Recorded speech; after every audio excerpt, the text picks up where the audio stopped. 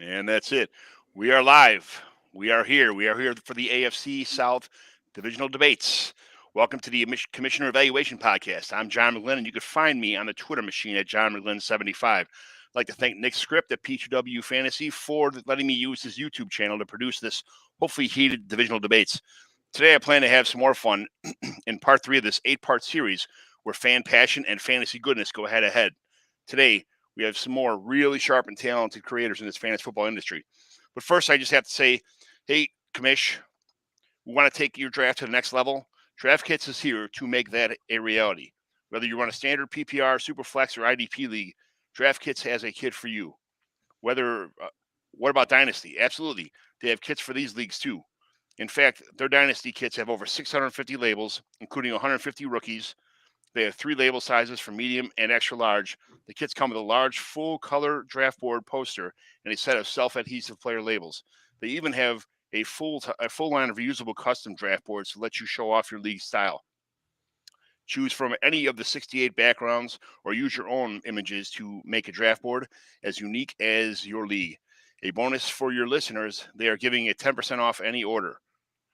Just use the promo code COMMISH, COMMISH, at checkout. Head on over to draftkits.com now and see for yourself. The draftkits.com, and don't forget the promo code COMMISH, COMMISH. So we are here, and what we got going on is the AFC South. All 4 teams will be represented by a new player, a new awesome fantasy football mind. And this week's show features the AFC South, and Coach Craig will take the Texans. He's got the Texans-sized task of defending these Houston Texans. So tell me about yourself. What's going on? Where can Twitter world find you? And what's come down the pipeline for yourself, Coach Craig Sports? Yeah, so for most people that actually know me, I do a lot of different things. So you can find me on Twitter at Coach Craig Sport. Yes, didn't fit, so just get hit with the character limits there on Twitter. And then on YouTube at Coach Craig Sports. Right now I'm doing a lot of MLB DFS, so I do daily core pick videos for FanDuel main slate. And then I have a cheat sheet out on WeBetATS.com that I put out daily as well over there. Then obviously you can find me on patreon.com/Coach Craig Sports. A lot of my stuff during the season goes up on there, whether it's snap count, spreadsheets. I do a big sheet where there's pretty much everything all in once. No other site that I know of does something quite like that, where you can find all the information in one place. Working on my matchup sheet already for the season. And then you can find me on the Stacks app as well at Coach Craig Sports. That is phenomenal. You got a pretty tough task today in this division. So we'll see what happens. Next up is right. He's used to it. Right. Justin Stevens.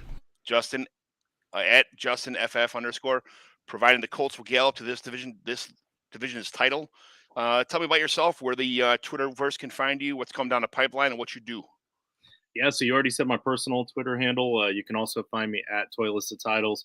I am one of the founders of Toylist Titles. I like to think that a lot of you guys have been seeing a lot more about Twitter, or about Toylist Titles on Twitter over the last few months. We've really been trying to hit it hard, but honestly, I don't even know how to spell algorithm, let alone know how it works. So hopefully you guys are seeing it out there, but we have a lot going on down the pipeline right now. We are currently at about 3 to 5 shows a week. And in season, last season, we had 8 shows per week. We've already added 2 more to that. So in season, we're going to have 10 shows per week popping out on the channel. Right now, we're trying to get our subs up on YouTube, but you can also find us pretty much anywhere where podcasts can be found. Appreciate you having me on, though, because I don't get a chance to really talk about my Colts for too long before the guys on the show try to change the subject. So. Yeah, that's what we're all about here, representing our team. So we got Zach Attack you have to explain to me the FF Chalupa Batman. Hey, you know what? Can I say one more thing real quick? That Chalupa Batman, dude, I tell you what, I follow you on Twitter. I had no idea that I was going to be on a show with the man that is Chalupa Batman. You are a great follow on Twitter. So anybody that's watching, you gotta follow. But also, I love the name. I'll let you explain the name, but I love it. Sure. Thanks, guys. So to start with Chalupa Batman, so it's from the league. For anyone who hasn't seen it, spoiler alert. I won't say who, but one of the characters makes a bet that if they win, that they get to name the other kid's unborn child whatever they want. And so then the name that he wanted to pick was Chalupa Batman, and so that's where it came from. Tell me about yourself, where everybody can find you on Twitter, what's going on. I love you too. You're a great follow, so let everybody else know what's up. Sure, I appreciate it. So I work for a few different teams, Triple Play Fantasy. So right now I'm doing the Beyond the Analyst interview series. So we have 18 out right now on our podcast channel as well as the YouTube. Plenty more coming out all off season. That's just some fun off season content if you want to get to know a little bit more about your favorite analysts. And we're not doing any fancy takes on that. It's literally just talking about them. So it's been a lot of fun. I write for Club Fantasy FFL. So you'll see more articles coming out this summer as we highlight specific players on teams as we do some in-depth analysis of the teams. And then I also produce content for Fantasy and Frames. So you'll see some more articles coming out from me there. I just had a Dynasty article come out on Travis Etienne, ironically talking about Jaguars here tonight. And then you'll see a lot more videos talking about players this summer as well. And then with Triple Play Fantasy, I do their waiver wire show. So it's a tripwire pod. And we do that on, right now we're just doing Dynasty content for fun. That comes out on Thursdays. But then really we're focused on waiver wire live Monday night, right before Monday Night Football. So you guys are ready to go Tuesday and Wednesday before waivers run. Isn't it awesome doing the off season is so much more fun than in season, where it's just like, okay, here's the waiver wires. You got to pick up this guy. And that's all people want to know. You could be so creative in the off season with the articles, with the podcast, with stuff like this, just joking around about division stuff. It's I think people who are not in dynasty leagues who just do redraft, they're missing out on a whole lot of this. I mean, it's just a hobby for me. I don't get paid to do this. I wish, hopefully one day it would be great if I did. But I mean, this is just a fantastic. I don't know how people fish or hunt or stuff like that, and I get it, but this is just so much fun. I could do this every day of my life and talk to 15 new people every day and just live life to the fullest. I mean, this is great. So, John, Dynasty Coach A, tell me about yourself and the what's coming up, why the Titans will take this division debate here, and then what you got coming down the pipeline. Yeah, first and foremost, I was told I could cuss like sparingly, so I'm just going to go ahead and say fuck the rest of these guys because they're division foes, and go Titans. But I'm Dynasty Coach A, and I have my hand in a little bit of everything. I have a Dynasty show called the Monocle Dynasty Podcast. I literally just finished recording a Devi show called the Devi Devotional right before I jumped on here. And I'm also doing a charity podcast, league review podcast with FF_Spaceman. If you know him, we did it last year. We did about 20 of them. People love them. We talk way too much, which I'm doing right now, but we promise an hour for these league review pods, and we generally give a 2.5 hour podcast back. All we ask is for $100 donation to the charity of your choice. You can donate to whoever the hell you want. The only thing I ask is it's a reputable charity. Just show me that somebody's getting the money, actually getting the money besides some rich person. Beyond that, then we sit there and we break down your league and we talk about, who we would trade, what we would do if it was our teams, and who we think, we break it down into tiers, like who we think we would win and that kind of thing. And then I literally just created a league evaluator that kind of ties into that. And it's strictly for sleeper leagues right now, but you type in your league ID number and it immediately spits out in a full league evaluation. It shows you where your weaknesses and your strengths are for every team in the league, not just you. And then it ranks them and it shows you, what's going on with your league. So it kind of gives you an unbiased opinion or an unbiased idea of what's going on with your league. And then of course you can tell me I'm wrong, after that, which most people do.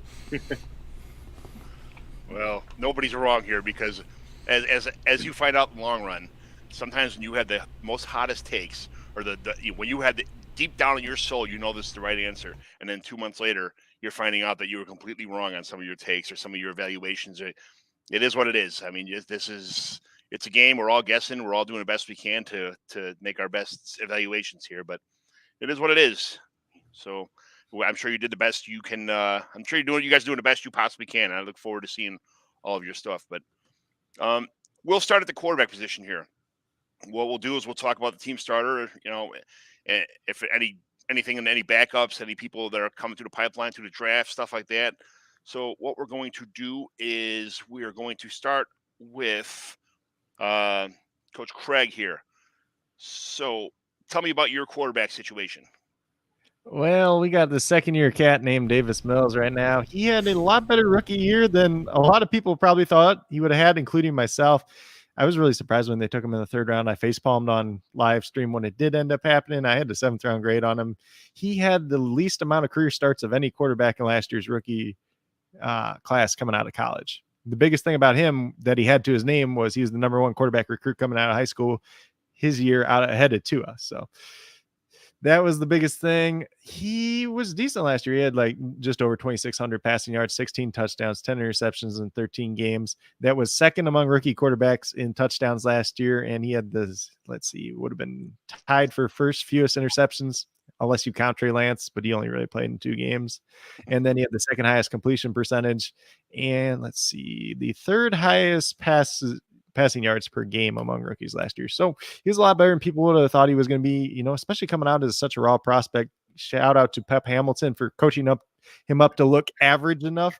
And if he can make that leap once again this year, maybe that's something that puts him into the category that maybe he's the best in this conference. And I think that title's probably wide open at this point in time because we got an aging Matt Ryan. Ryan Tannehill showed a lot of weaknesses in his game last year. Trevor Lawrence was arguably worse than Davis Mills last year. They were pretty similar when it came to PFF passing grade. Davis Mills was 59. Trevor Lawrence was 58.2. Justin Fields is right in that category. Trey Lance in his limited was as well. And then Zach Wilson all the way down at 54.8. Mac Jones, the lone standout at 79 overall PFF passing grade. In terms of the other quarterbacks that they got behind him, you pray to God none of these guys see the field because it's Kyle Allen, Jeff Driscoll, and Kevin Hogan. And last year they were even talking about switching Jeff Driscoll to tight end, and then he played that first game, and then he ended up getting hurt on special teams. Yep, that was rough. I mean, the Texans traded up to 301 to get Davis Mills, so they saw something. And I mean, a kid, like you said, he was a 5-star recruit coming out of high school. He was, I picked him up on the waiver wire in my league, just in a super flex dynasty, 30 teams with no kicker and defense. So, I mean, he was available at one point in time. He's not available anymore. As a matter of fact, I just traded Davis Mills away in a league that I already have Josh Allen, Patrick Mahomes. I have Trevor Lawrence, a couple other players who had no need for him. I got CEH and 2 third-round picks for him, which I thought for a team that I have 0 running backs on my team. So I'm not a running backs guy, but I just figured that this may be a one and done. Just get Davis Mills in there, make him the bridge quarterback while they build around a team. That's kind of what I feel, but he may prove a lot of people wrong. So, only time will tell in that kind of situation, but we'll see. Hopefully he pans out. I like to see everybody's rooting for the underdog. So, and I'll say too, either he pans out or even if he just becomes a good backup quarterback, that's still a win for a 3rd-round pick. And then they just draft. As long as you keep Pep Hamilton in the building, because that guy is the quarterback whisperer. He's worked with Andrew Luck in college and with the Colts. He helped make Justin Herbert what he was his rookie year, unlocking his full potential. So this guy is somebody you will need to keep in the organization. If he does that, if he can either take Davis Mills to the next level or whoever they draft next year at that point in time. So, John, tell me how Ryan Tannehill and Malik Willis and Logan Woodside are a better option here at quarterback than Davis Mills. Well, first of all, don't ever speak Malik Willis's name in the same sentence as Ryan Tannehill, because that's just blasphemy. Ryan Tannehill is not that great. I'm not doing the greatest job of pimping out my team right now, but the thing is that he's a very good play action QB. Yes. What happened last year? He lost his running back. What happened last year? He went from a 6.2% touchdown rate in I lost my spot. Where are we? 6.2% in 2018, a 7.7% touchdown rate in 2019, a 6.9% touchdown rate in 2020, and then last year 4%. We see a pretty big outlier here. we always talk about regression, but sometimes regression can be a good thing. I think he's going to regress to the mean. I'm not saying he's going to be at 7% or anything like that, but if we could see a 5%, a 5.5%, whatever, that's going to be a huge difference for Ryan Tannehill for fantasy purposes, but even for actual NFL purposes, it's going to be a huge deal.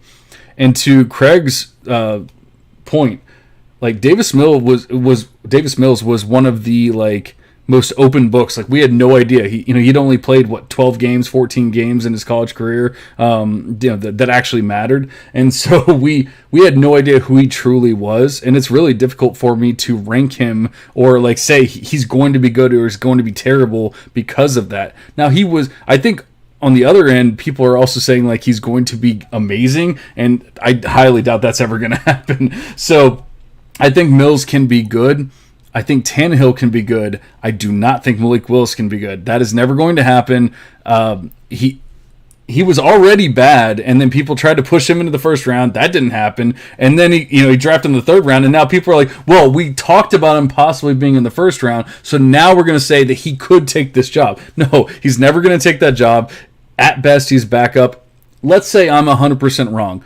It's going to be 2 years. It's not going to happen this year. It's not going to happen next year. Ryan Tannehill is the starter this year and next year, unless they trade him. If they trade him, they're going to get another QB, or they're going to draft a QB. It's not going to be Malik Willis.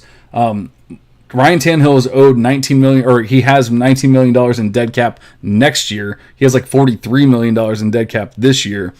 There's a lot of money tied into Ryan Tannehill. Whether you think he's amazing, great, terrible, or whatever else, he's probably going to be the starter for a while. He ain't going nowhere, is right.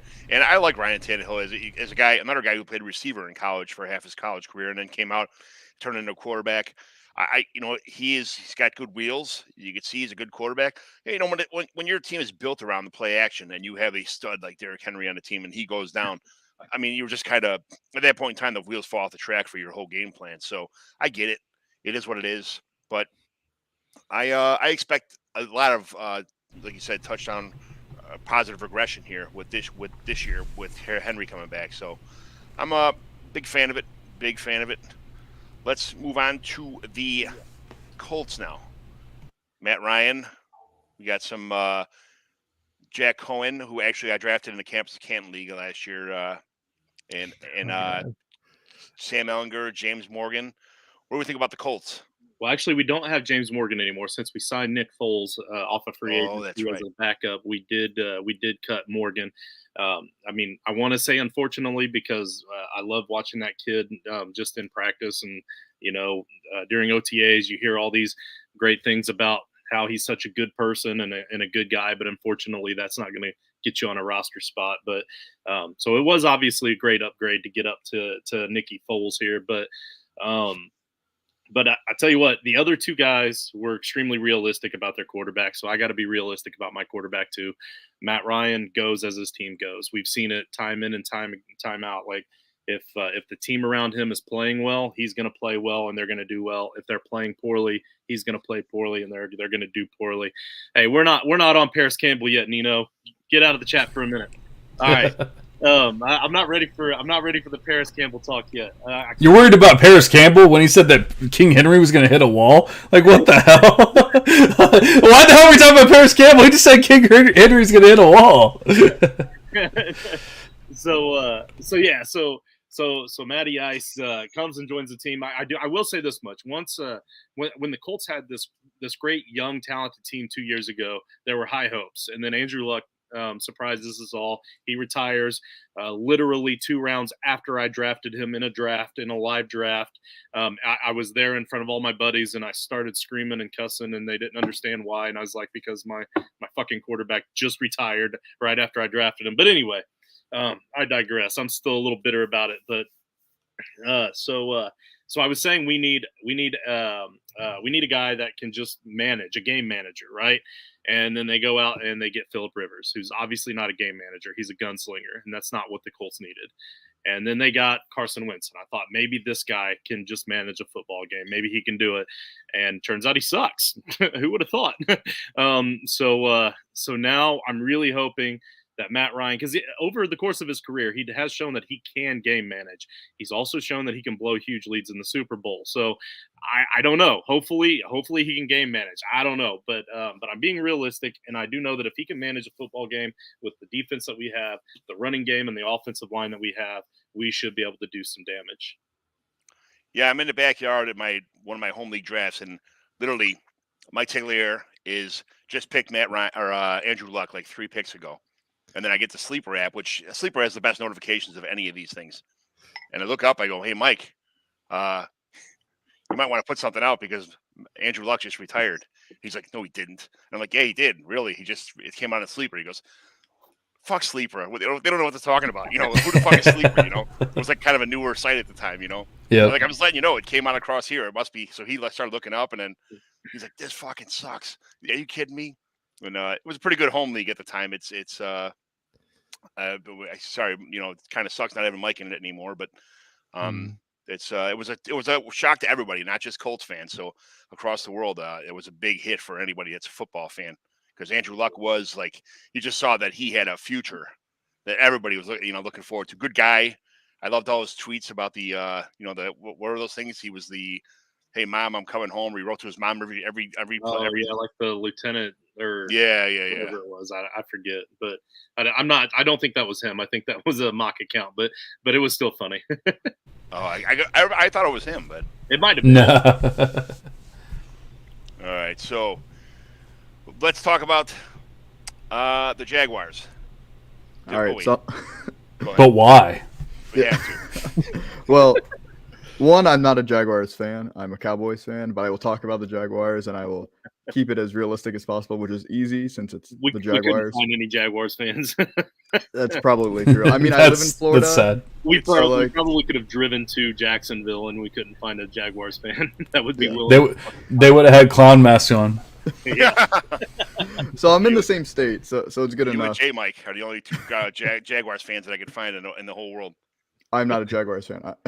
Well, yeah, that's right. Do not put that on me. So the one thing that I think the Jaguars can say compared to all of these teams, though, is that we probably have, at least from a dynasty perspective, the best quarterback. I know he came off a rough rookie season. Coach Craig already talked about his poor grading performance, but at least Doug Peterson is now here, and we got rid of Urban Meyer. Hopefully that makes it a little bit better. But I mean, he was such a great prospect coming out of college. We just talked about Andrew Luck. He was compared to Andrew Luck as a prospect coming out. So I got to give some optimism to the Jaguars that hopefully he can take another leap and perform better. But he actually is surprisingly more mobile than most people realize. He had the 5th most QB rushes last year. So that could help him with fantasy. And now we're just hoping that maybe these new weapons, they paid a lot of money for some of them, and then having ETN come back, hopefully gets him going. He probably has the best hair out of all the QBs in the division, if you want to take that as well. For sure. Did they pay a lot of money for their wide receivers this year? Yeah. Just the one. Just the one. Well, they overpaid Dave Jones too.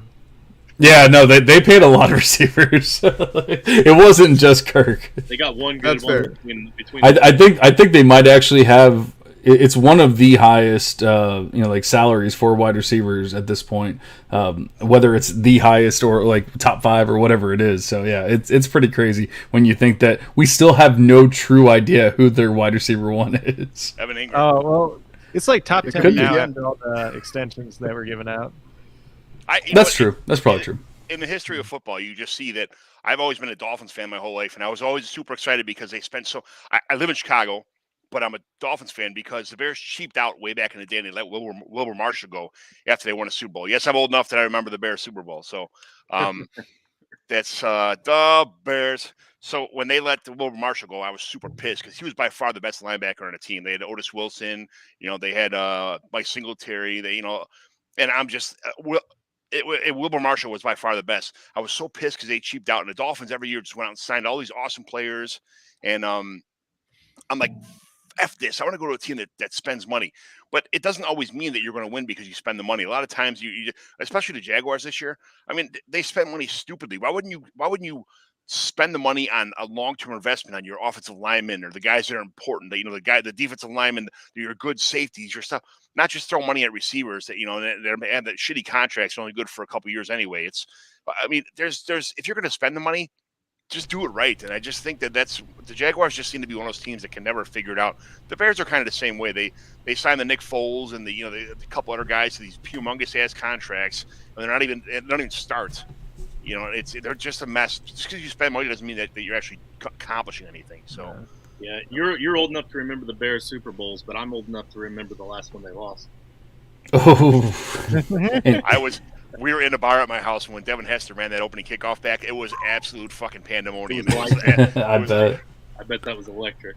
To be fair to the Jaguars, they watched Laviska Shenault play, and after that, they thought every other wide receiver in the NFL was amazing. So, it just like they were like, we got to throw money at these players. It makes a lot of sense. I know we're not talking about wide receivers yet, and it's so easy to trash on this group, but like I'm interested to see how the fans are going to react after they paid Christian Kirk all that money and he's going to be playing second fiddle to Marvin Jones.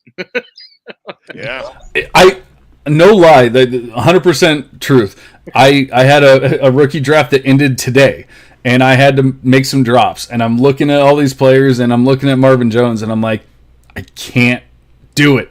I don't think he's dead. I don't think he's dead. So like I don't think you're that far fetched with that theory there. I got him everywhere. I'm not letting him go for nothing. I'm not letting him go for on the cheap because they signed other players. I think he's phenomenal. So Marvin Jones was one of 25 wide receivers last year that had 120 targets. Yeah, it's not. There's a lot of competition there across the middle. He was third in end zone targets for the league too. Mm-hmm. Yeah, that's what I'm saying. Like he has a shot. There's no guarantees. He's old as hell. There's no guarantees whatsoever. But he has a shot. He's not a droppable player as far as I'm concerned. Because trust me, I argued with myself for about an hour about whether he's a droppable player or not. Yeah, all right, we're gonna go to the running backs here. We'll get to them receivers in a minute. Those dime a dozen receivers. But here we go with the best position in football, the running back stable. We're going to talk about the team's workhorse or any backups that are noteworthy. If it's a committee backfield, explain how these guys can work together to accomplish the same goal. I'm going to start with Coach Craig with the Texans. Tell me about Houston's backfield here. Well, it's not pretty, but you could argue it's better than last year. We had the ghost of David Johnson last year. We had Rex Burkhead. We had Philip Lindsay that didn't do anything there. It's better than last year. Positivity. He said you can argue that it's better than last year. Yeah. The good news is the offensive line is better than it was last year, but last year they also had a lot of injuries too. So you get Laramie Tunsil back at left tackle, hopefully staying healthy all year. You got first round pick in Kenyon Green, that's a mauler. Justin Britt, hopefully he stays healthy. He's had some knee injuries in the past, but he's an average center at the very least. AJ Cam, we signed away from the Jaguars. Titus Howard's moving to right tackle full time, and he's actually played pretty well when he actually played right tackle. They actually have depth on the offensive line now, so that's kind of like good start and point there, whether it's Davis Mills or the running backs. So the running back room, I guess you got like Sexy Rexy's there, Rex Burkhead. He has one big week every single year. Good luck figuring out which one it's going to be in fantasy or DFS. I did hit it in DFS last year, though, when he had the 2-touchdown game towards the end of the year. This is also his second year removed from ACL surgery, so he's going to be a factor in the backfield. He's probably going to be the receiving back. We got Marlon Mack. He is fully recovered from Achilles injury now. And I know like a lot of people said, oh, yeah, he was inactive like half the year or whatever. The Colts had Jonathan Taylor and Nyheim Hines as the main two backs. Yeah. And then they had Jordan Wilkins, and then after that, it was Deion Jackson. That's who it was. And those two guys both played special teams. Marlon Mack doesn't play special teams. That's why he wasn't active on game day. It's pretty simple. Yeah. But even then, like if you go back, 2019, he had just over 900 yards, 9 touchdowns. He's had almost 1,100 yards in 2020 with 8 touchdowns. It's a guy that's had success in the league. He might not be quite as explosive as he was, but if you're working him in the committee, he could still be effective. And then they drafted Damian Pierce out of Florida in the 4th round. A guy... He was stuck in a committee at Florida. There's no easy way around it. And Dan Mullen's an idiot, and that's why he got fired. Because he's an idiot. So he had 100 carries. He had 100 carries last year, 574 yards, 13 touchdowns, 19 receptions with 216 yards and 3 touchdowns. So he had 1 touchdown per we'll just call it 7 plays because it's 7.4 plays. That's pretty good. He had 365 yards after contact, 39 forced missed tackles on 119 touches, which is pretty dang good too. His PFF grade as a runner was 93.5. As a receiver, it was 83.7. And as a pass blocker, it was 73.2. So he grades out very, very well. It's just a question of how much can he do it on a long-term basis. Not sure he's the guy for the long term because he's just a 4th-round pick. We see guys like this get replaced all the time, whether it's Michael Carter this year. He could even end up being Antonio Gibson. We don't know that yet because Brian Robinson has the same draft capital as him, but that's a different story for a different day. Yeah. And there's a really, really good running back class coming in next year too. So he could be the guy, or he could be the next piece of the puzzle with somebody next year that comes in too. Obviously, we're still a rebuilding team at this point in time, but those are the main guys. I expect Pierce to take over the lead role at some point this year, whether or not it's at the beginning of the year, probably not. I would assume that Burkhead and Mack get kind of the first crack early on, at least, especially with an older coach in Lovie Smith, which, if you want to talk about that, that was kind of a weird turnover from going from David Culley, who everybody like, oh, they're going to win like 1 game all year. Then they win 4 games as much as they won the year before, and he gets fired. But who knows? They also added Andy Janovich, the fullback from Cleveland, over, so that should help in the run game as well. They got a couple other guys floating around in the backfield too. The ghost of Royce Freeman's there. Really, I've never been a big Royce Freeman guy. We got Dario Gumbawale too, who's just going to help out on special teams. The one thing since Nick Caserio's been there is we've been focusing on guys that are good on special teams or that have good versatility to do that as well. Plus bringing in some veterans as well. And then they got Darius Anderson, who's just floated around practice squad to practice squad. I believe he's with the Colts at 1.2 with them. I just want to go back real quick in that one comment there. I see that Sam Ehlinger over Nick Foles. No, like Sam Ehlinger. I watched his pro day. It was by far like the worst pro day I've ever seen in my life. Like the ball come out of his hand, it was just wobble all over the. Oh no! Man, it's like he threw it 60 yards down the field, but it looked like a duck dying. I was just about to talk good about you, Nino. Come on now. This running back, Damian Pierce, was my number 4 running back coming out of the before the draft this year. I like Damian Pierce a lot. It was him and Jerome Ford was my number 5, and you know where he landed. So that kind of there goes my entire situation. But I think Marlon Mack and Rex Burkhead are going to start the season. I think Mack's going to have a bigger role than Burkhead, and eventually Damian Pierce will hopefully take over the role. But like you said, I think this may be kind of a piecemeal together as they're piecemealing everything together to get this team back on the right track. But I like Damian Pierce a lot. I like his tape. I like everything about him coming out of college. So minus workload. The best part for fantasy at this point in time is all these guys are really cheap. So if you want to take a dart throw, like if you feel strongly about one of them, you just want to take the dart throw. Bingo. If it doesn't pan out, you just cut them after week 1 and then you just move on. Yep. Right. John, tell me about the Titans here. We got Derrick Henry back healthy, Hassan Haskins, and the draft to back him up. They got rid of a couple guys. Julius Chestnut, who's really I think a lot of people underestimate Julius Chestnut. I think he's a pretty good running back. Dontrell Hilliard, Trenton Cannon, Jordan Wilkins. Tell me about this Tennessee Titans backfield. Yeah, I like Craig. You can tell that he cares about his team and everything, but like he said so many words to say that they don't have Derrick Henry, and I'm just really confused about why it took that long. But we do have Derrick Henry at the Titans, and believe it or not, and he's amazing, and so he's the best running back in the division. He's also the best running back in the league. He's the best running back. That's right. Okay. I said it. Okay. So Derrick Henry, by the way, is the king. In case you didn't know, yes, we missed him dearly last year. We still, and I say we, I mean the Titans. We still got first in the division, of course, but we didn't have Derrick Henry for half the season. Guess what happens when we have Derrick Henry for the entire season? Guess what happens when we have our receivers for the entire season, and so on and so forth. But back to the running backs. Derrick Henry is just the guy. Like, he's the god, if you want to go that far. The stiff arms, just everything about him is just amazing. I can go into the stats if you really want me to. I don't even feel like I need to. We've all seen the highlights. We've all seen all that. It's Derrick Henry. He's the guy. He's the king. we don't need to talk about a single other running back in this division. Why are we even doing this? Like, let's move on to wide receivers, guys. So, in wide receivers for I'm sorry, it's your show, John. My bad. We're not playing that game, homie. Yeah, we got a show sheet to stick to here. So. Yeah, that's my fault. You know, I'm just skipping ahead, but yeah, we really don't need to talk about any other running backs at this point. Derrick Henry is the king. He is phenomenal. I tell you what, though, he is kind of a frustrating when they're on Monday Night Football or Sunday Night Football and you're down by tons of points and you see him get like 17 carries for like 8 yards, and you're like, what the shit, man? And all of a sudden he breaks a 90-yard touchdown after breaking 17 tackles in the process of doing it. So now you get the points for a 90-yard touchdown, plus you got the points for the the long range play and he gets you 32 points, fantasy points on the one play alone, and then it's back to 17 more carries for 6 yards, and it's like, man. But you can almost guarantee he's going to get you at least 25 fantasy points on every game, and we do pretty much.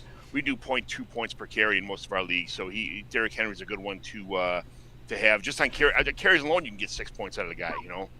Exactly. Now, I will say I kind of blacked out there, and I only talked about Derrick Henry. We do actually have other running backs on the roster, but I don't even know if you mentioned it, but Hassan Haskins was a player that I was on before he even became a Titan, and so like he's not overly amazing. Like he's not Derrick Henry. No one is, especially any other running backs in the division. But he was very good. He's a very big back. He's a workhorse back, and he's able to take the rock. So it's never obviously going to happen, but just in the smallest, like 0.0001% chance that Derrick Henry were to get hurt again, we have a back that could possibly take over and do similar things. Obviously, you're never going to do the same thing as the King.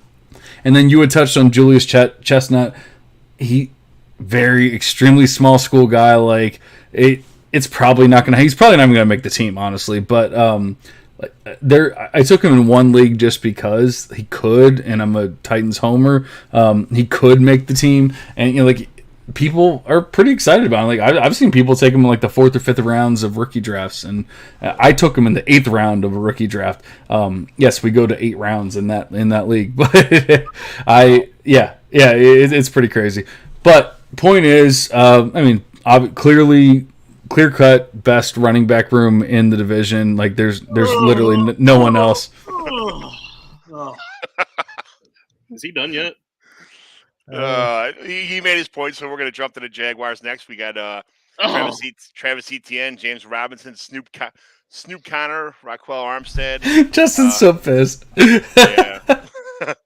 So we have other teams to cover here, but everybody has to make their case of why this is a divisional debate. So interdivision teams here. Let's talk about Travis Etienne and how he's going to come back and explode for Jaguars this year. Sure, I'll keep it quick so that Justin can get back at John, because that's really all that matters in this division. Let's be honest. But Etienne is presumably fully healthy again. We're getting positive reports out. If you want him in Dynasty, get him now before they keep sending more reports out, because that price is just going to keep going up. But he played with Trevor Lawrence in college. He led the nation in receiving yards as a running back and was second in reception. So he's capable of being a 3-down running back. Unfortunately, James Robinson ruptured his Achilles at the end of last year. Mm-hmm. I honestly don't have a lot of optimism for him playing this season at all. We'll see. Maybe the second half of the season at best, but I would honestly be shocked.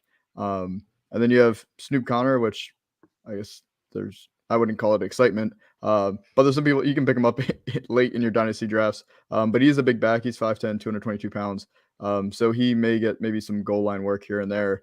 Though Etienne is way more dynamic. So I kind of see that more like Austin Eckler near the goal line, where even though he's not a bigger back, he's still a lot more shifty near the goal line, whereas Snoop Connor's just going to try to plow it in. So, Etienne, I think, is dynamic. He's exciting. Obviously, he does not compare to Derrick Henry or to the next running back we're going to talk about. So I'll let you have some fun, Justin, after all those comments by John. Yeah, Etienne Etienne better have a good year this year, because there's not much behind him to, I don't think Robinson's coming back anytime soon. He's definitely a Pupless candidate, if not worse than that. So, I know that you're not technically a Jaguars fan, but thank you for talking about the second best running back in this division, Chalupa. There, I really do appreciate that. Anytime. 8 rounds. Somebody else said. Nico just said 8 rounds. How many players? Is it 10 team or 12 team or 14? It's 12 team. 12 team league. We have a 5 round. Right? No, there's no IDP. I do not do IDP. That's not my jam. But now I will say, like, I've done. This is the only one that does it after the NFL draft. So 8 rounds does get tough, but there's also veterans mixed in. So like it's not all rookies. Like anyone that's dropped is available. So like if somebody drops it for a rookie, then you're able to go get them. There was a couple players like a Tyler Conklin that ended up getting picked up, and players like that. Like no one that you're going to be overly excited about, but that you can pick up obviously. And I even considered him, but I ended up taking like an Isaiah Likely over him. But yeah, there's some players that you probably never even heard of in that league. But I have a couple other drafts that I do pre-NFL draft that end up being basically like, I guess technically we don't have rounds or whatever, but like it essentially becomes like an 8 round, 9 round NFL rookie draft, and it's kind of crazy when you look at your team. You're like, why do I even have these players on my team? Yeah, no, I get it, man. It's we had one league is 6 rounds, and it's Carson Strong, of course, got picked. Akil Glass, guys like that who some people never even Jack Cohen. Like I said, I grabbed Jack Cohen in a super flex. Why not? You never know what's going to happen. So, but 8 rounds it's by far the deepest I ever heard of. But it makes sense that you're integrating with the free agents also. So Justin is dying right now, just waiting to talk. For the love of all things holy, can I go? Yeah, so let's move on to the wide receivers at this point. I'm in control of my board and I can mute people. So anyway, I'm in control of this board, and we'll give you a chance now to talk. Go ahead. All right. So first off, I want to start with the Texans. Being a Colts fan, Marlon Mack, always 1,000-yard rusher, always holds a soft spot in my heart. I actually love the guy. I really hope that he can succeed. I will say I watched every single Colts game from last season twice, and by the end of the season, he was starting to get that speed back. He was starting to get that burst back when he did have his opportunity. They started giving him more time closer to week 6 in the hopes that there was some kind of a trade, and he didn't look that great. He got a few carries towards the end of the season, and he looked much better. So I'm really hoping that he's been able to find a home there, and he'll be able to etch out a spot there. Damien Pierce, though, that's the guy that I'm trying to target even in redraft leagues. I really think that he has a real shot. And just like you said, Coach Craig, like if you can get him for dirt cheap, right?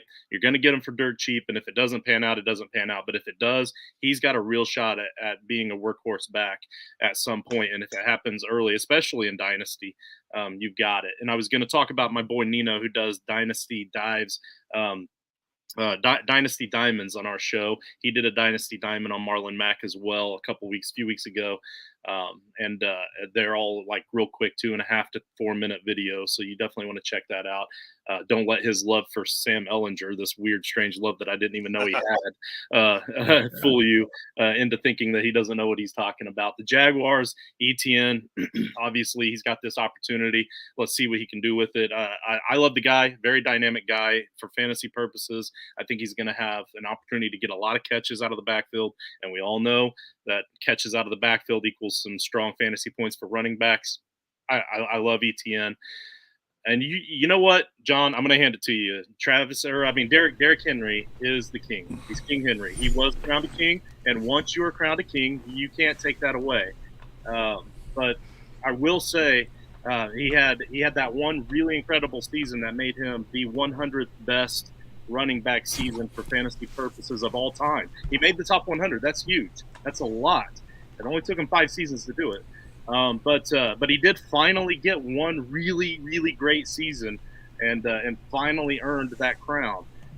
So if he's the king, I guess Jonathan Taylor must be the emperor or some shit, because it only took him 2 seasons to knock him out of the top 100. Ow! And Jonathan Taylor not only was in the top 100 after that one season last season, 20th. The 20th best fantasy football season in PPR of all time.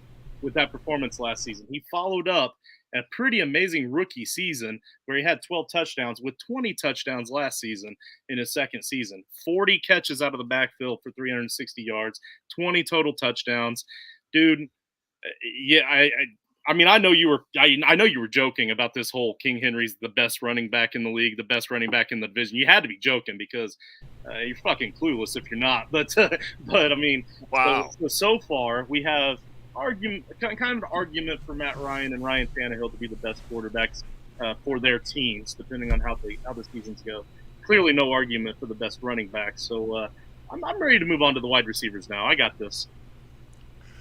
We're gonna talk about we're gonna talk about the fact that Derrick Henry had 193.3 points in 8 games, and Jonathan Taylor had 373 in 17. So just in case you don't do maths very well, that's 22 points per game over 17 games for Jonathan Taylor, and 24.2 per game for Derrick Henry. Yeah. Injuries happen. I mean, it happens to every single player that we know, and it's going to happen to Jonathan Taylor at some point. I'm not wishing it upon him. We know he's not as good as the King. I don't want to wish terrible things upon him.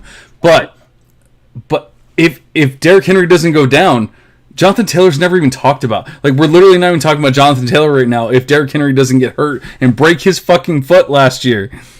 Okay. All I'm saying is like one of them made it to the finish line.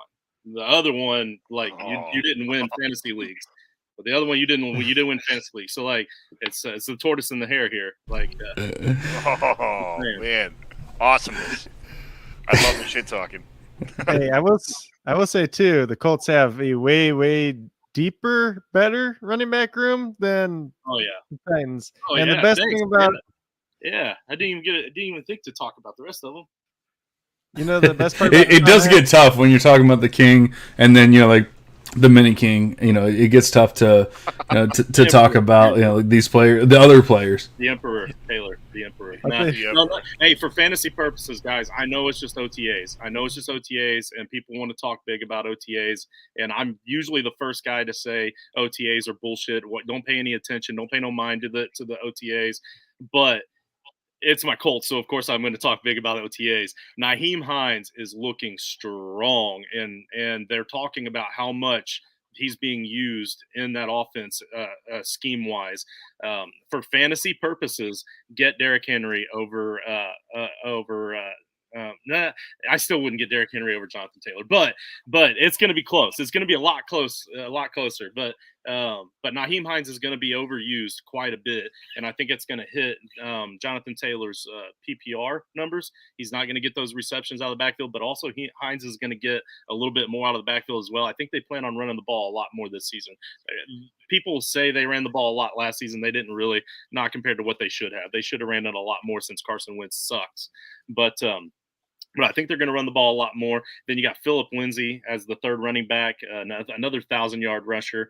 And believe it or not, they went out and got Taysom Williams the other day. Like, you guys remember that guy, that flash from the Ravens season.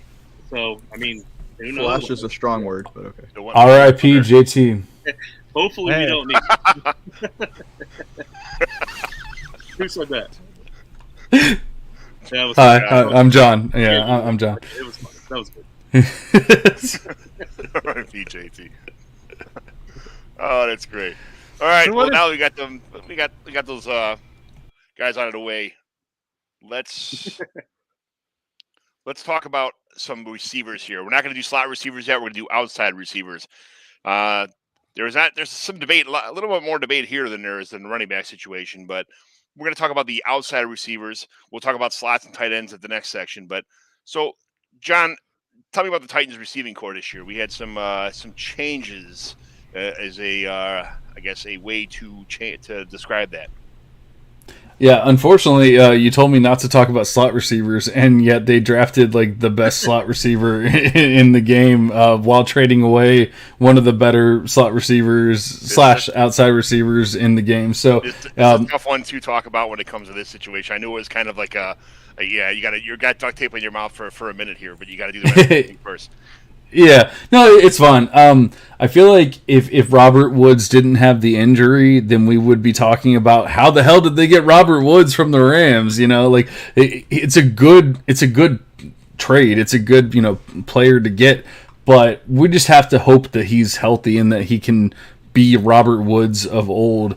And unfortunately, when you're 29, 30 years old, it's impossible to say that. As much as I would love to be like, oh, he's going to be a stud, whatever. We just saw kind of that happen last year with Julio, and it hurts a little too much to talk about. So I don't really mind if we're just going to talk about the receivers in general. I don't mind them losing AJ Brown. Unfortunately, the dude has some knee issues, and he just couldn't quite stay healthy. Don't get me wrong, he's an amazing wide receiver. I love AJ Brown as a wide receiver.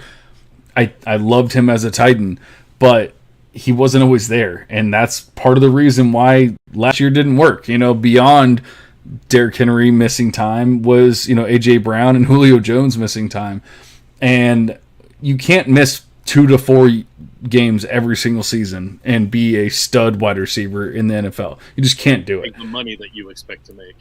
Right, exactly. So I love the player. He is a game-changing player. I'm not discounting him. I'm not trying to talk shit about him because he went to the Eagles or anything like that. But it's just the God-honest truth. I would have said it if he was still on the team. You can't be that level of player or be assumed that level of player and miss 2 to 4 games every year because of your knees, whatever else.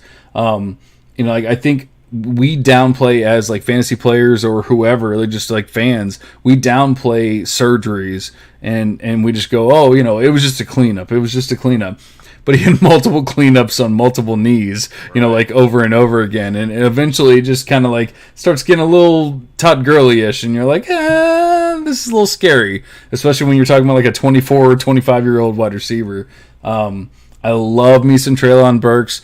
He's essentially AJ Brown light. I will never call him AJ Brown. He's not AJ Brown as a prospect. He's not quite to that level, but he's not that far off either. And they're very similar prospects, similar size, similar speed, similar height, whatever, weight, all that kind of good stuff. They also played a lot of slot and everything. So they, once again, like I said, it's tough to say who's who in this offense. So if you want to say I can't talk about a slot receiver, then I probably can't talk about Treylon Burks, but he's going to play a little bit of both. And so I think when you talk about just the fact that it's Treylon Burks on the outside, Robert Woods on the outside, that doesn't sound terrible until you say, oh, Robert Woods is coming back from an ACL and Treylon Burks is a rookie and we don't know where he's going to play. So, well, you know what? I'll take the gloves off for everybody across the board, starting right now. We'll do all the receivers first, and we'll do tight ends next. So now that you kind of had to implement Treylon Burks in this team because really there's nothing else besides Robert Woods on his depth chart. It's it's kind of pretty a much tough situation here. Yeah. So leaving you here to defend against these guys with only talking about Robert Woods and Nick Westbrook, Akine, and Racey McMath, and Des Fitzpatrick, and guys like that, I don't really. There's not much for you to really defend yourself on here. So I'll for the guy who hunts pigs with a dog and a knife, we'll let you talk about him too. And I kind of have to do it this way on this division just because of the fact that if you didn't have Treylon Burks to defend yourself on this situation, it would be a super unfair fight. You'd be bringing a hot dog to a gunfight, Yeah, I honestly I don't even know. I don't know how exactly they're going to implement Treylon Burks because we saw what he was in college, but the college system wasn't the greatest, and so they could easily be like, hey, he's an amazing wide receiver, they just didn't use him that way. Or they could be like, he's a hindered wide receiver because they used him that way. And so I don't know per se how to feel about him, how they're going to use him, what they're going to do. All I know is he's an amazing talent. And so and that's not even, once again, that has nothing to do with the Titans. He was my wide receiver too, regardless of the Titans. So in fantasy, now that's not necessarily the NFL, but in fantasy, he was my number 2. But I said he was a mini AJ Brown. Then they traded away AJ Brown, and then they drafted Treylon Burks. So I feel like they replaced AJ. As a team, they did what was right for the team. But to say if it's going to work perfectly or not is impossible. So like, whereas obviously Derrick Henry's the GOAT, like we all know that, like for the running back part, it's very easy to be like the Titans are gods. But, you know, for the wide receiver part, it's like, yeah, the Titans are better than everyone else, but like we can't say that they're gods just quite yet, you know. Yeah, I took Burks at 103 in a rookie draft as my wide receiver 1, actually. So I'm a big fan of Burks as well. I wish I could say the same for Henry, but I'm a big fan as well. That's great. Do I have kicking abilities? Zach, we're going to move on a little bit. Let's talk about the Jaguars. So you have Christian Kirk, Laviska Shenault, Marvin Jones, Zay Jones, Laquan Treadwell, and then it gets kind of ugly after that. But there's spent a lot of money on this offseason. Do you think that money's well spent or is just kind of wasted? What do you think about this receiving core? You said it got ugly after that. It got ugly when you started, but they're an expensive unit, so that's cool. Yes. I would say there's some minor potential optimism for a little bit. I don't know. There's speed. We talked about Marvin Jones a little bit at the beginning of the show. He can score touchdowns. He's an end zone threat. Zay Jones has speed. So at least you're stretching the field a little bit. Laviska Shenault, I know there's a lot of truthers out there. They don't talk about it as much anymore. Maybe he can finally do something in the slot. We'll see. ETN, honestly, he's a running back, but I see him.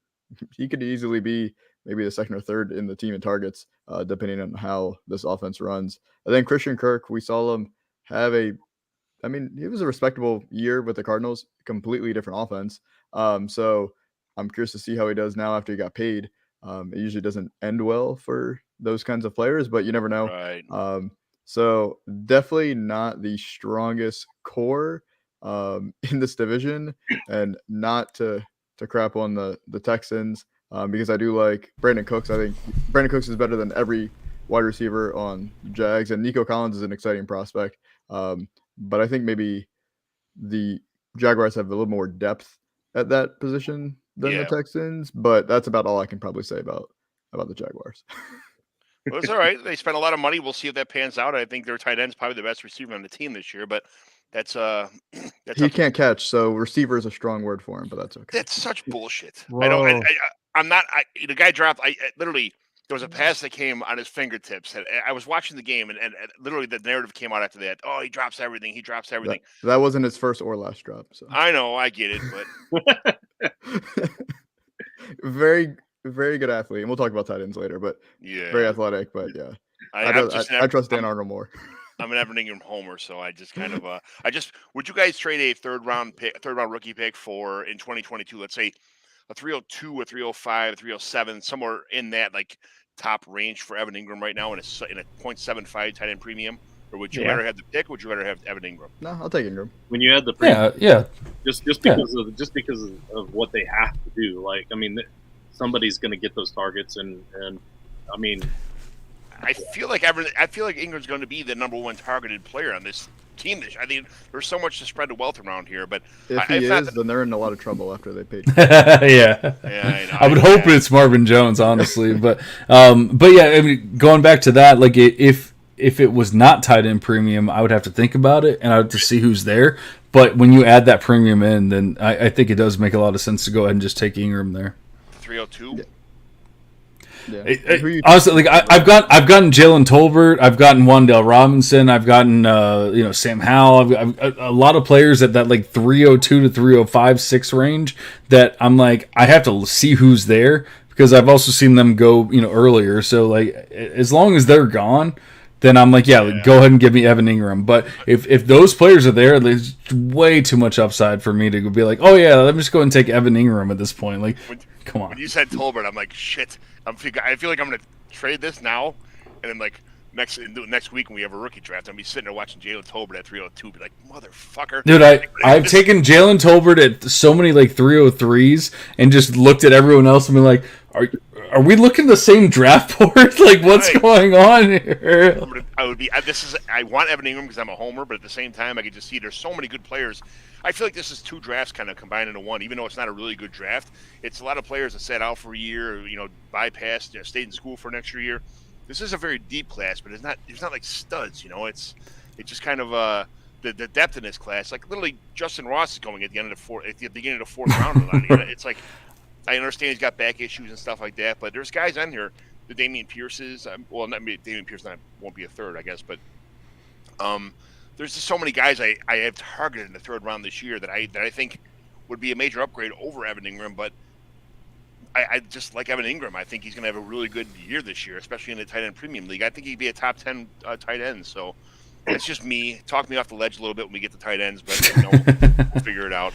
But it's tough because I've seen it has not happened in any of my leagues, but I've seen David Bell on like Twitter polls or whatever, or even like just people posting pictures of their drafts. David Bell has gone at like 305 or something like that. God, so like if you can get David Bell at 305, get the fuck out of here with Evan Ingram. I'd be so fucking. I had no patience. I trade all. I literally send out like 80 trades a week. I'm that guy, So. I feel like I just can't sit still and not fucking hurt my team by not making a million trades, but this is something I think I need some patience for.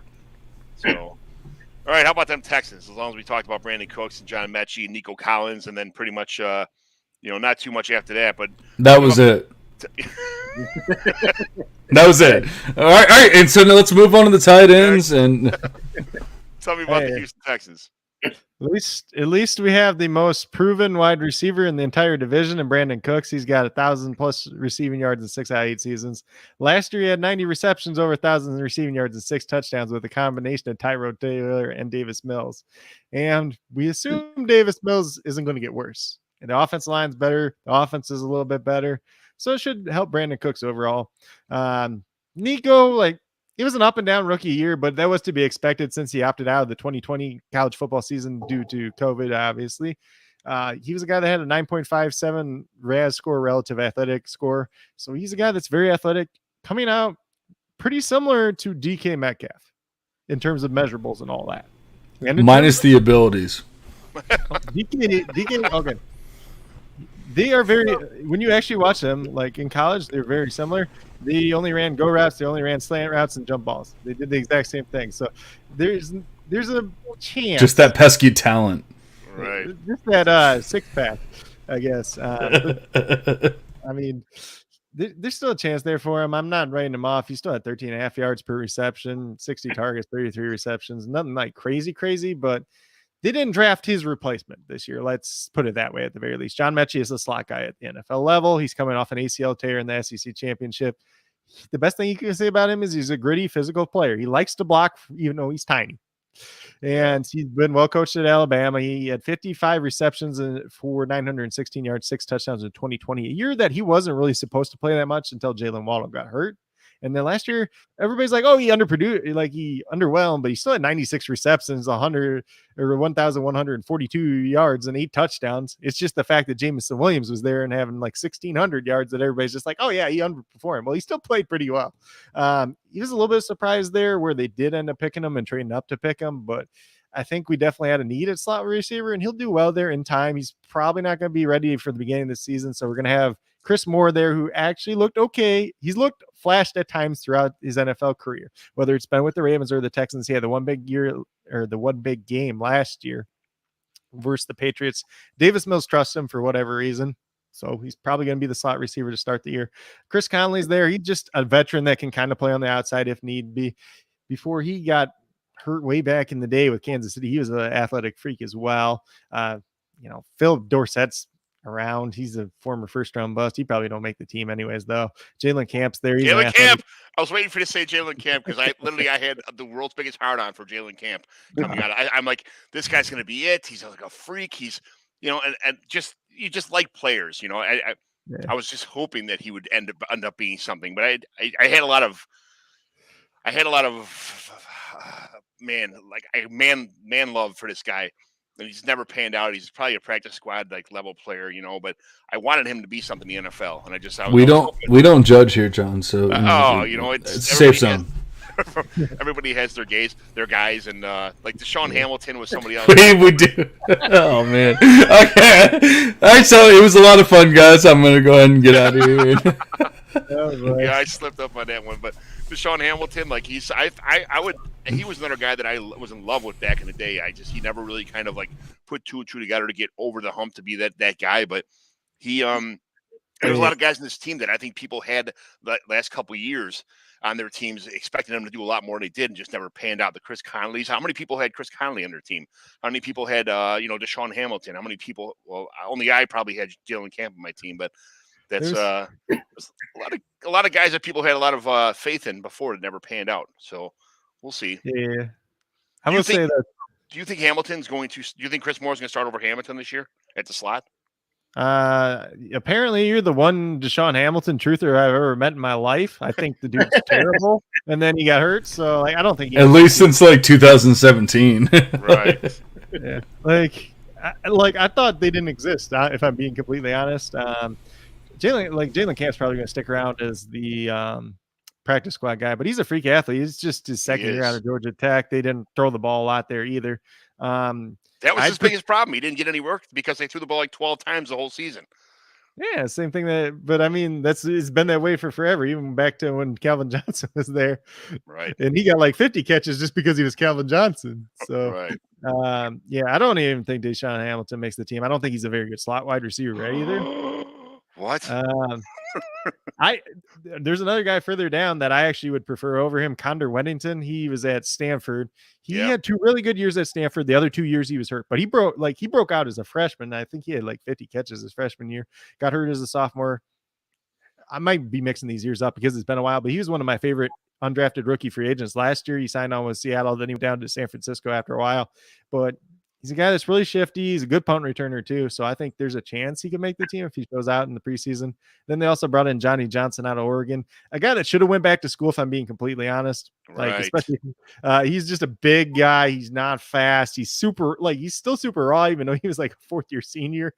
So he definitely should have went back to school though, but he's a different body type than everybody else besides Nico. I guess the only other big guy. Conley's kind of big too, so he's just a practice squad guy. But I think the guys to watch, are the top 3, and then you got Chris Moore there, there's Conley there, and then I think Condor Weddington has a chance to make the team. Maybe he's like a punt returner, and then kind of maybe that fill-in slot guy to start the year, maybe. Punt returners have a lot. I mean, I'm not sure how you guys' scoring is, but I made it to the championship game because of because of special teams, punt return, kick return yards, and who's the guy in the Jets? Braxton Berrios. I mean, the guy pretty much carried me to a championship last year because he had 2 weeks in a row with punt return and kickoff return yards and touchdowns in both games. Like, I was so just having those guys as my second flex. Pretty much, they got me like 30 points 2 weeks in a row for those kind of antics in the special teams play. It worked out awesome. Him and Zay Jones and Braxton Berrios kind of saved my life in the playoffs. But those are my deep flex players. They serve their purpose, and they'll never leave my team now until they retire because they got me to the championship. But I lost my lights. Anyway. My lights heard you talk about Braxton Berrios, and we're like, all right, guys, we're going to bed. So they shut off. So you know what? I traded away my entire life in a startup to get the quarterbacks first, so I can go the next 5 or 7 years with a good quarterback stable. Having Josh Allen and Patrick Mahomes and Trevor Lawrence as my top 3 quarterbacks kind of sets a stable for a good. I'll fill in the rest of the pieces later. A lot easier to fill in receivers. I got Javonte Williams and I'm starting to build up with other players, but it's a lot easier to build around quarterbacks than it is trying to build to get quarterbacks after your team's settled in. They're too expensive unless you get them early. So true. But all right, did we talk about all 4 teams here? Or we missed somebody. Nope. Missed me. Oh, that's right. I forgot about that. Yeah, you forgot about me again. You guys are trying to push me off. Go ahead. First of all, I'm not going to judge you though, John, because for the longest time, my man crush was Aaron Rodgers. Yeah. And it didn't get any. That man crush didn't get any better when he grew his hair out either. But I've since moved back to Pat McAfee because that dude is just the greatest.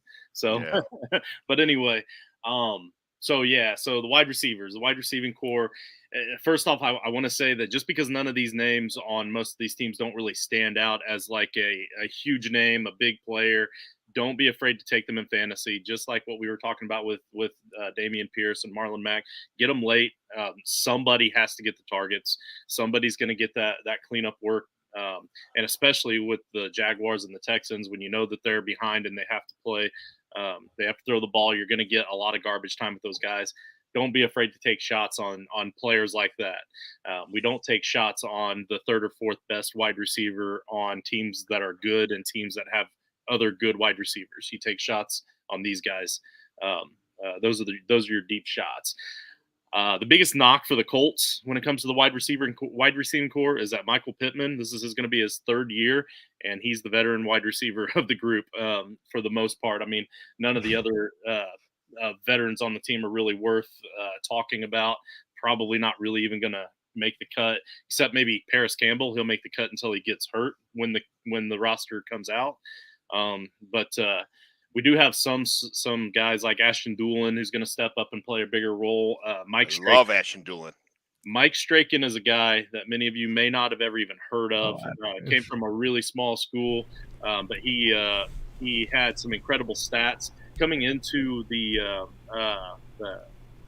NFL Combine. He actually had the best 40 time of all wide receivers. He had the best, like he was the tallest. He had the best, the most bench presses, like almost every single stat line across the board. He was the guy, but he went to a small school, so he wasn't noticed by anybody. And the Colts took him in like the 7th round. I think it was the 7th round actually. So he's going to finally get some time. But obviously the guys we're going to talk about are Michael Pittman and Alec Pierce. I took Alec Pierce late in the 2nd round because I was, a Colts homer. But then I had another late 2nd rounder, 2 picks later, and I took Damien Pierce just so I could change my team name to Double Piercings. So that was fun. But I do really like both of them for fantasy purposes. Alec Pierce, again, it's OTAs. Take it for what it's worth. Alec Pierce is dominating in OTAs right now. He's really showing out. He's showing that he's definitely going to be that number 2 guy beside Michael Pittman. So talking about Michael Pittman, he had 1,000 yards last season, 88 catches. It was a nice little breakout as kind of like the co-number 1 next to T.Y. Hilton.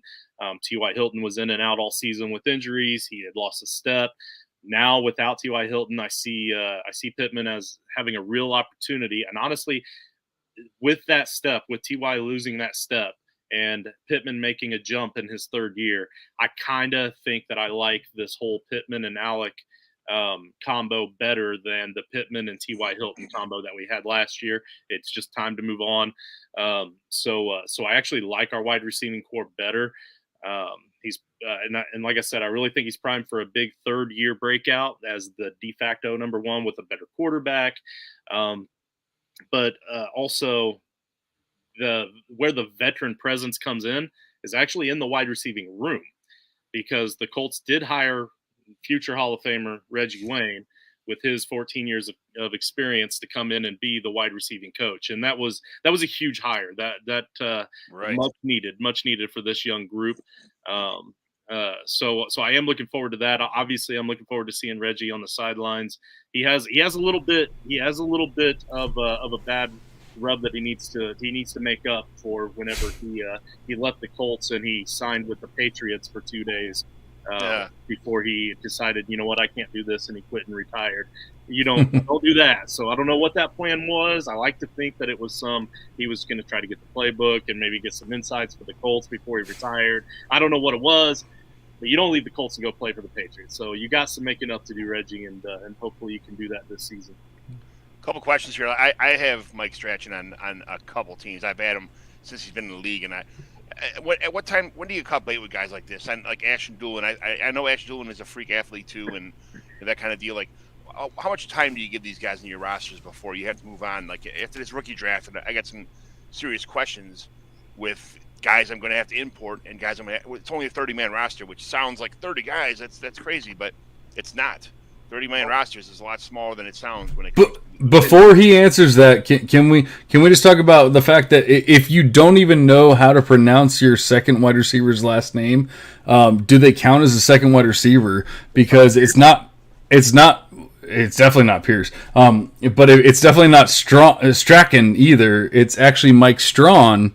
Is how to pronounce his last name. So like the fact that the Titans fan knows how to pronounce it, but the Colts fan doesn't know, like that kind of shows you how we're feeling about this wide receiver core. I mean, you have Alec Pierce.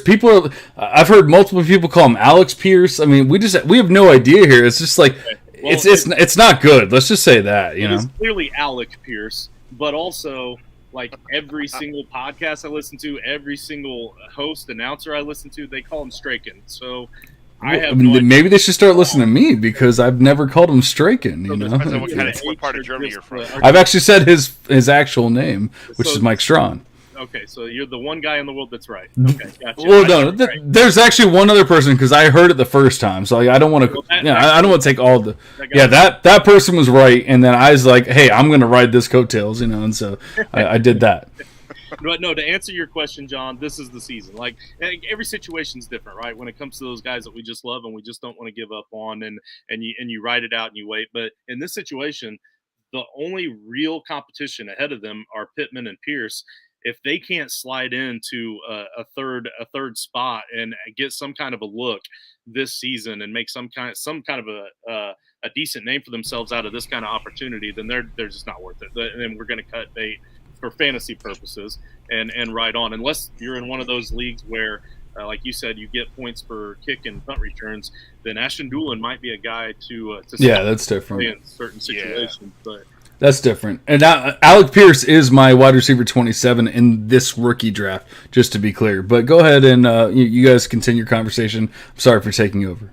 Yeah, no, you're fine. You can be wrong about that as well. But then Paris Campbell, though, obviously the big concern with Paris Campbell is the injuries. When he is healthy, he's still not.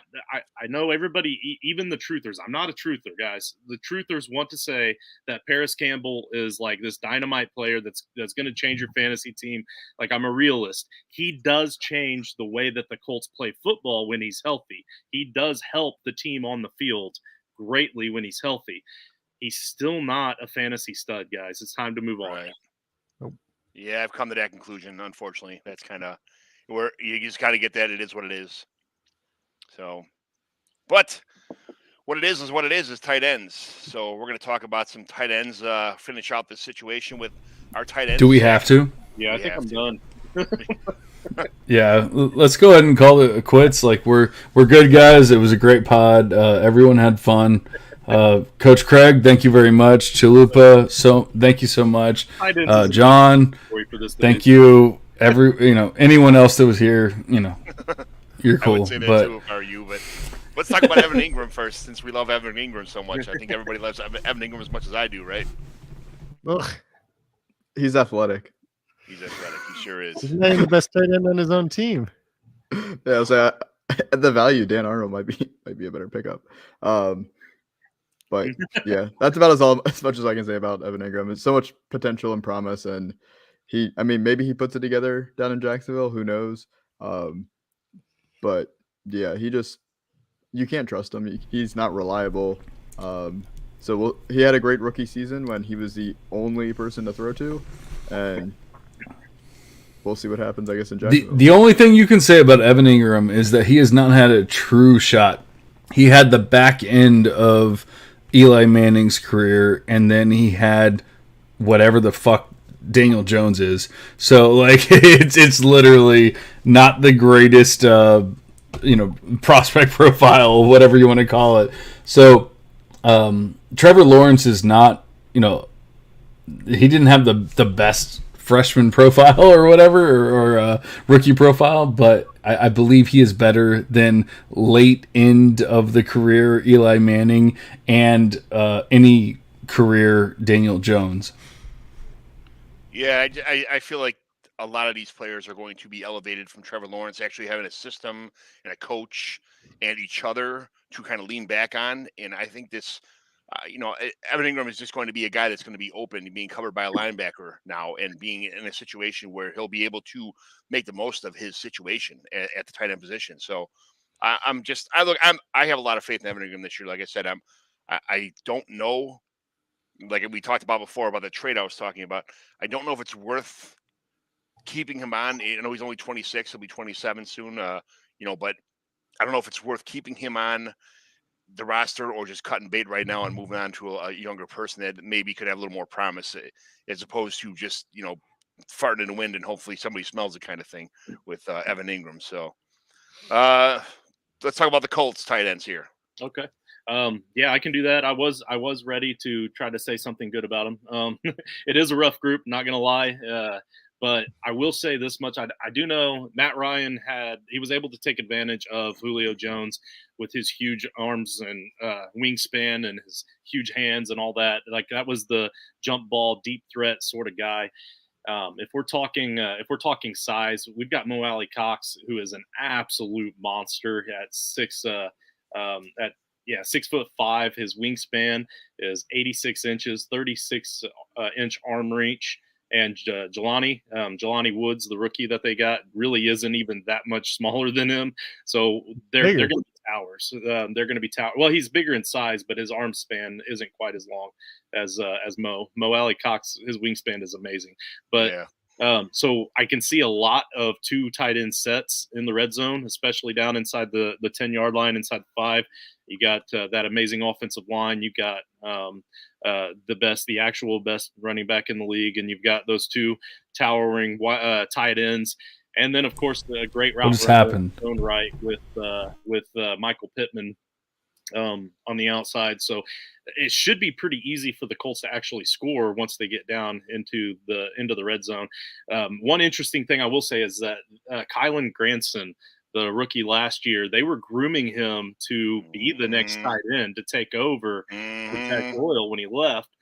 But Jelani Woods is actually impressed a lot, and the Colts currently have him slotted as their number 2 tight end behind Mo Alley Cox. So as much as I'm hoping that Kylan Granson pans out, it sounds like they're really grooming him right now to be more of a blocking tight end, where last season that wasn't going to be the case. So maybe Jelani is actually showing something in camp that they really like. But for a fantasy purposes, I probably wouldn't try to target either of these guys, or any of them, I should say. I think it's going to be frustrating. It's going to be whichever one is scoring the touchdowns, just like most tight end situations in the league. But if you need maybe best ball, it might be worth taking a late round pick on one of those guys. I'd probably go Mo Alley, because he is going to be listed as the number 1 guy, and he has the experience. But honestly, any of the tight ends in this division, that's kind of they're all gonna crap on your team if you are really trying to push for them in any kind of a fantasy format besides best ball. Yeah, I was pretty happy having Brevin Jordan and Colin Granson as my tight ends going forward. Figuring Milton like Cox will probably be gone after this year, and they drafted Jelani Woods, and I'm like, you mother son of a bitch! Like, I was so pissed. I expected. It's nice to have young tight ends that seem to have the future kind of locked up, and then Jelani Woods came in and threw a stick in the spokes in production of my fantasy team. So, yeah, that's how it works. It is what it is. So, but Coach Craig, I wouldn't be surprised too if they use Kylan Granson more in the slot again, because he literally played wide receiver in college at Rice, then transferred to SMU. He was just a slot tight end really at SMU that was undersized. So I wouldn't be surprised if they throw him in the slot, especially after Paris Campbell gets hurt for the umpteenth time. Yeah. Or kind of use him, like think of how the Packers used Robert Tonyan kind of in the slot as a vertical threat down the middle, down the seam. I wouldn't be surprised if they'd try to do something like that. I hope so, man. I hope so. I really did like his improvement over the season. So I really hope he gets an opportunity to get on the field some way. Right. Me too. Since I already have him, but I got a couple of shares too. So tell me about Brevin Jordan and Anthony Clare, Pharaoh Brown. Don't talk bad about Pharaoh Brown. He's not good. He's not good for fantasy, but this dude's like a very good football player for an actual NFL Doesn't that team. suck when you know that there's guys who are great football players, just students of the game, great blockers, great everything. It just like Tommy Tremble is a guy that kind of reminds me of that. He's just a guy that's a great blocker. He's a fucking, he is just a road grader as a blocker, and he doesn't get much. Just because he's on the field all the time doesn't mean he's getting passes all the time, but. Just somebody who's a great football player that's never going to be a fantasy stud.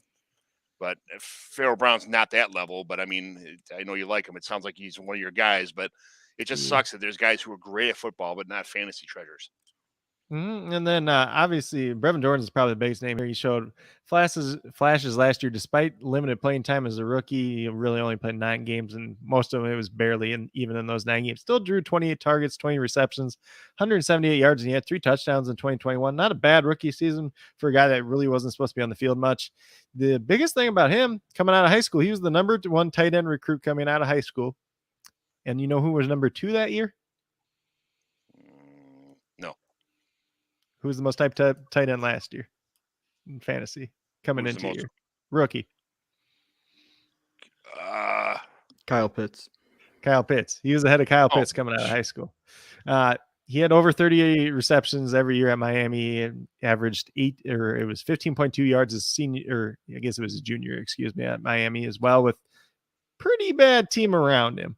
Then we got Pharaoh Brown. He's just kind of the gadget guy, Mr. Do It Everything. He can block in line. He can go play out in the slot. He can line up at fullback. He can do everything. And the funny part about him is when he was recruited to Oregon, he was recruited as a defense end, turned over to tight end. He was really productive there, but then he ended up getting injured, so he went undrafted because that bounced around a little bit with the Browns, ended up on the Texans. He's been pretty good tight end there. He's a good tight end too. Every once in a while, you'll see some production out of him, but a good guy to have on your team that sounds like everybody else kind of likes him on the team too. They drafted Tegan Quint. I don't even know how to say his last name. It bugs me all the time. Quinterano. He is just a big body tight end. He's a blocking guy. Maybe makes the team, maybe doesn't. As you mentioned, Anthony Auclair is there.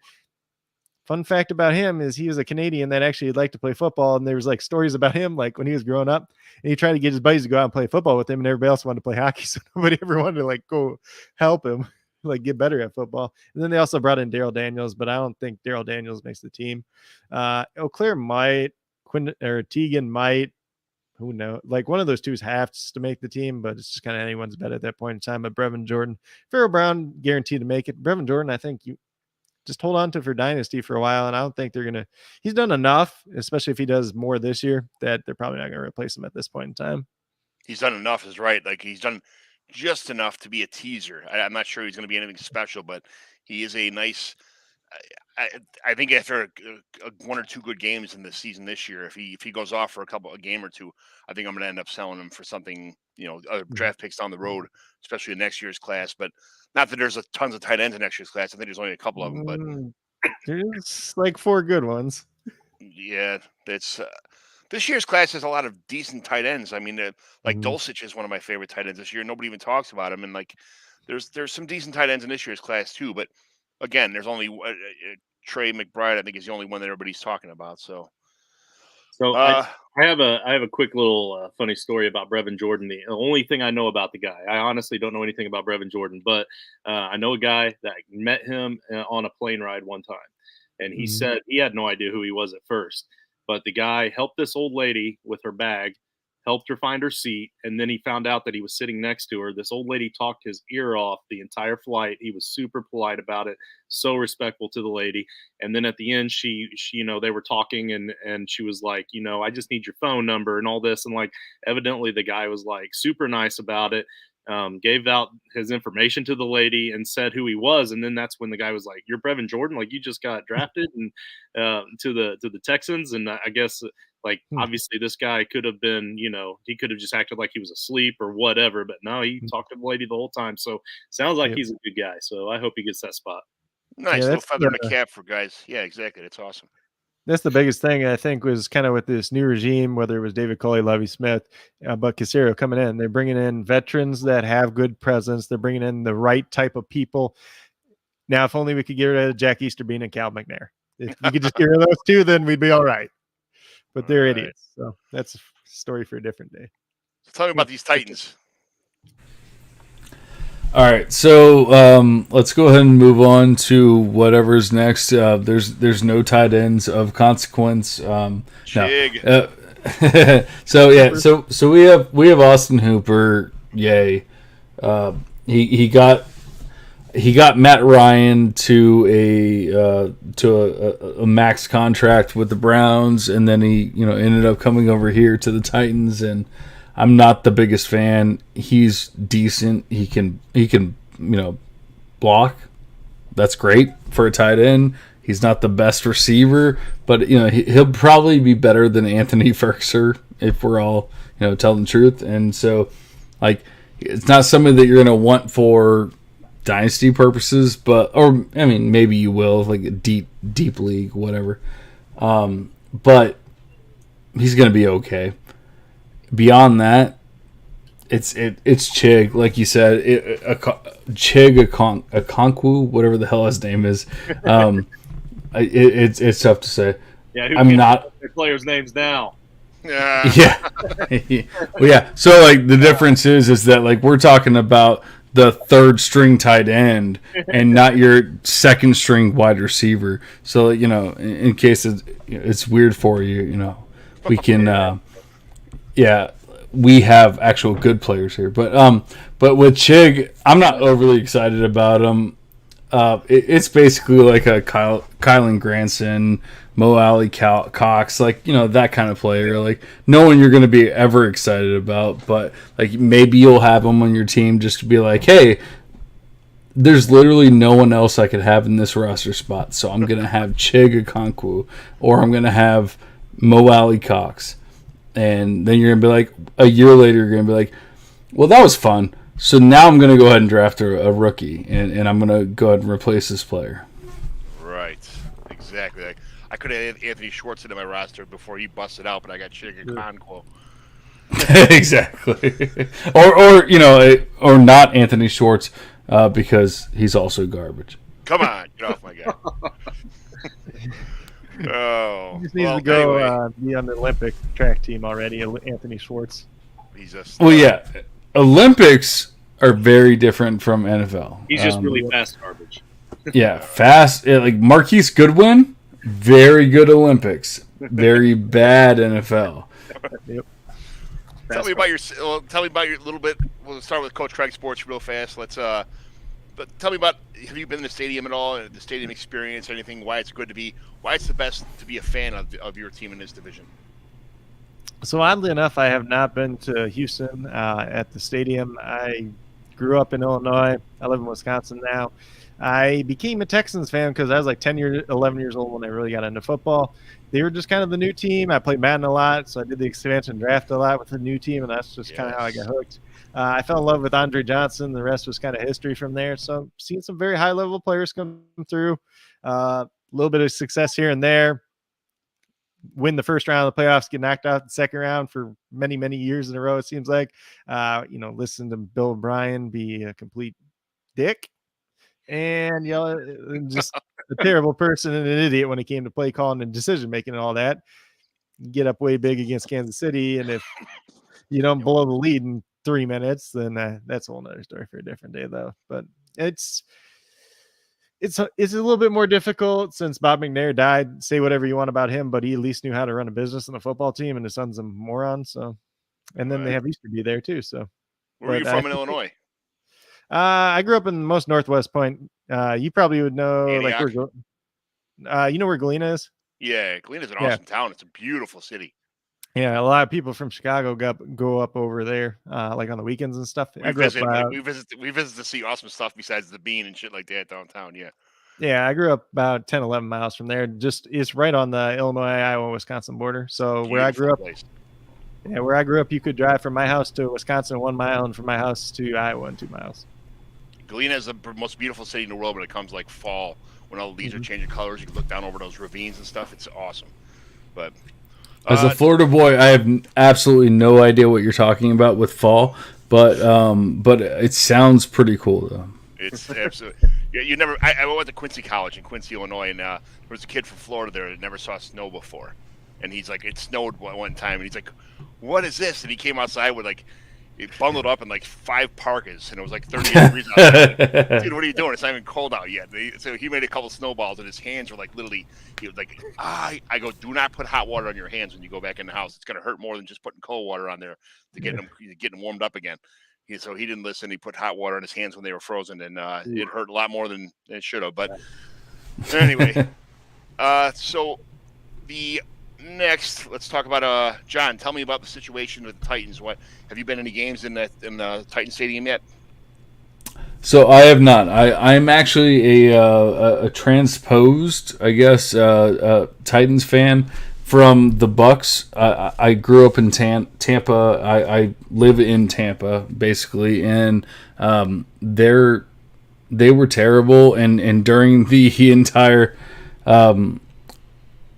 I don't know which coach he's talking about, but during the entire Jameis Winston event, we'll call it, I was just like, I can't deal with this shit anymore, and so I'm like, I can't do this, and so I finally decided I'm going to be a different fan. I'm going to be a fan of a different team. And so I started looking around at teams, and I'm like, I don't want to be an NFC fan because it's an NFC team. And so I started looking at the Titans, and there we go. I'm like, all right, yeah, I'll be the Titans fan. And so now we're here, and I'm a Titans fan. But here's the thing. They don't have the greatest tight ends. They don't have the greatest whatever, and I'm like, I love the team, but they don't have the best squad, if you will. But the best part is that they don't have the best division either, and so Tennessee is an awesome. I've been to Tennessee about 7 times for different. I was there for the NFL draft a couple years ago with the Fantasy Pros guys. I was there for just music festivals. I was there before the new version of Tennessee is what's the monstrosity that became the new Tennessee. I was there when it was just the old Broadway Street or whatever it's called. In there, it was dirt grounds with concrete. It was hard to get a beer. I was there for Blackhawks games back in the day with the Predators. So it's made such an evolution that city has since I first started going there. It has, and so they have the best environment, but the stadium is not the greatest. Like you're gonna wish that you were not at the stadium. So as much as as you love the environment, go to Nashville, go do all of that, but don't go to that stadium until they rebuild that shit. It's not the greatest. Right. Justin, talk to me. Yeah, so I've actually been to several games of the Colts at the stadium. I live in the area, so it's a lot easier for me. But so growing up, I actually had the opportunity of meeting Jim Irsay a couple of times through junior high and high school, just through our high school team. That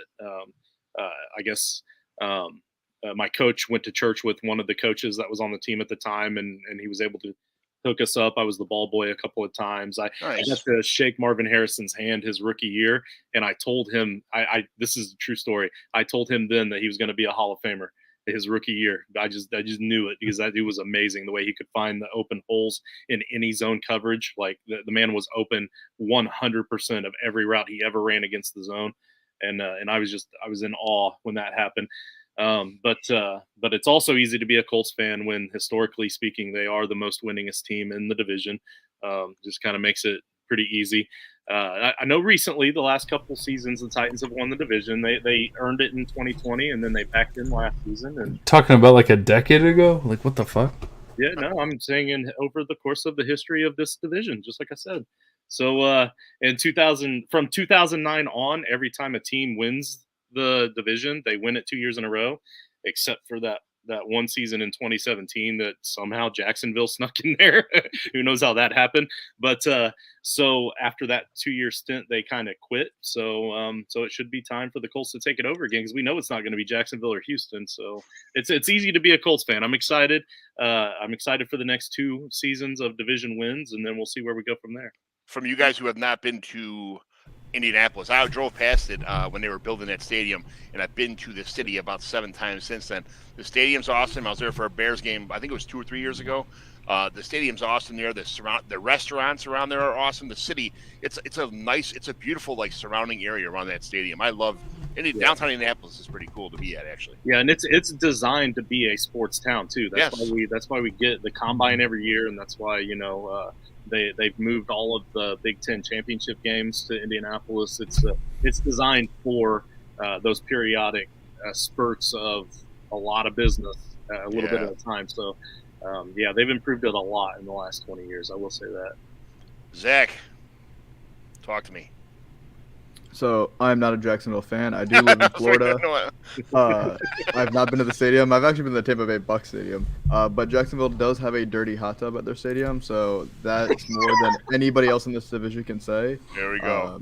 So I will give that to Jacksonville. And their mascot seems to be pretty entertaining on social media. And that's about as much as I can say about Jacksonville. I have not been to Jacksonville, but I do. In my garage, which I'm not at right now, I have I've been to 43 states with my family, And every time we go somewhere, we'll get like a case of beer that has their emblems and stuff on there. And on my garage, I'll staple the beer cases. And Jacksonville's one of the ones I got. It was actually one of the harder. None of the stations, they were sold out of Jacksonville beer. They don't have any fans, but for some reason everybody drinks or wanted to collect these cases of Jacksonville Jaguars beer. I couldn't find them anywhere, but I was able to get a case of Jacksonville Jaguar beer for my garage wall from the place we've been. I got Colts, and I got a bunch of, I think I have 17 teams stapled in my garage all over the place. But I have not been there yet either. It's one place I have not been to. I've been to Dolphins games. I've been to a couple other sporting events in Florida, but it's on the bucket list to try and hit that place too. So we'll figure it out. I'll let you know when I get there. But guys, this was fun. This is my idea of what a podcast should be like in the off season. Just having a good time, busting balls, talking shit, a little bit of fantasy kind of mixed in there. But I appreciate you guys taking an hour and 39 minutes out of your time to talk about fantasy football on my podcast. So can we go around the clock, around real fast? Just say on your way out, say bye, say thanks. What you're doing, what's coming down the line again. Coach Craig, start with you.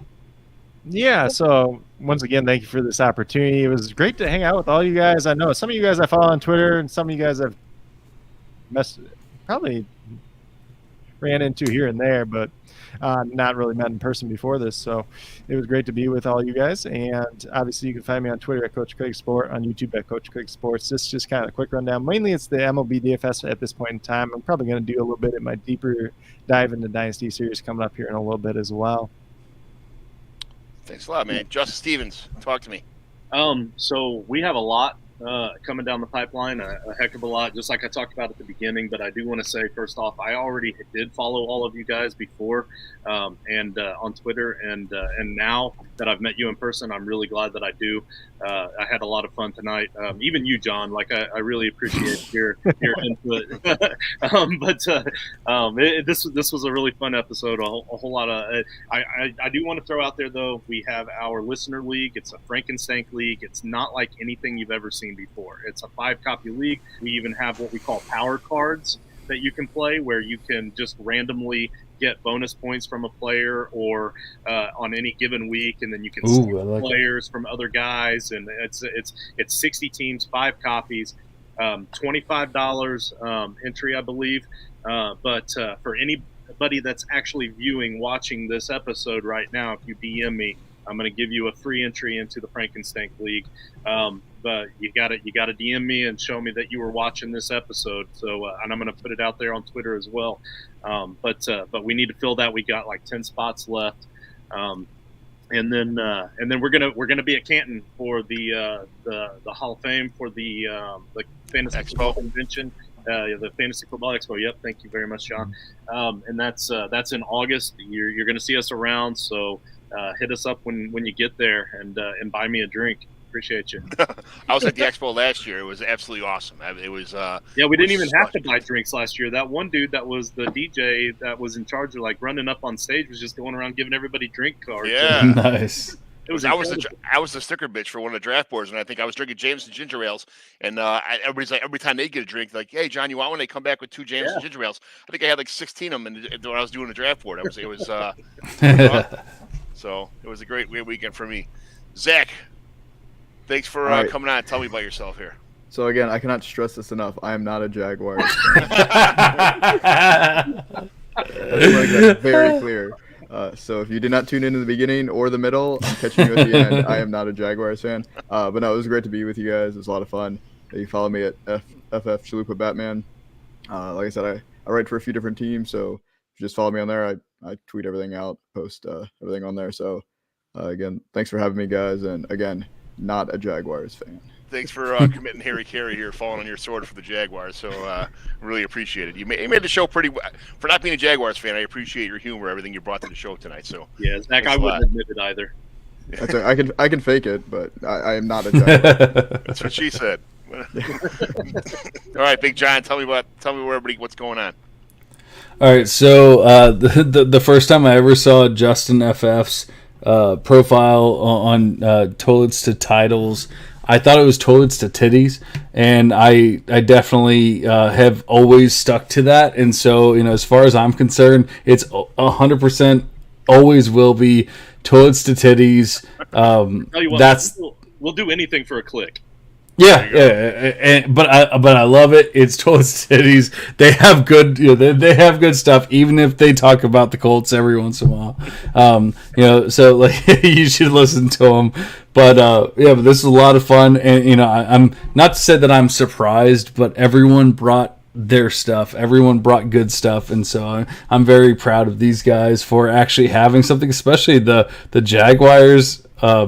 The Jaguars fan and the Houston fan, like they actually brought it. Like so they actually had good information. It wasn't just like, hey, I'm a Houston fan, yada yada. So I do truly appreciate that, because we get a lot of, hey, I'm just this fan and this is why I'm gonna do it, but yet Craig and Chalupa, even not necessarily being a Jaguars fan, was able to bring the stats and some reasoning behind their ideas of what was going on. Yeah, it's I've been pretty lucky here with the guests. I'm not going to lie to you.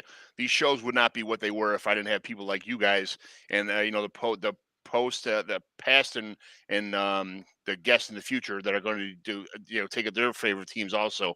That's what makes this show, is having you guys who have vested interest in fantasy football, this community, and your favorite team too. It just makes it easy for me to just sit back here and talk and just BS and be here and be part of the situation. It's my pleasure to meet you guys in person. Hopefully I'll see you at the Expo and some other places. And again, thanks a lot, guys. I really appreciate you being on my show and making commissioner evaluation what it is. So thank you everybody for tuning in, and we will talk to you later. Absolutely.